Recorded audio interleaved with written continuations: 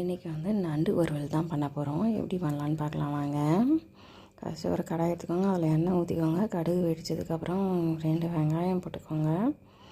Cut பண்ண வெங்காயம் 2 போட்டு நல்லா வதக்கினதுக்கப்புறம் இஞ்சி பூண்டு பேஸ்ட்டு போடுங்க, நல்லா வதக்குங்க. அதுக்கப்புறம் தக்காளி 2 போடுங்க, அதையும் நல்லா வதக்குன்னு.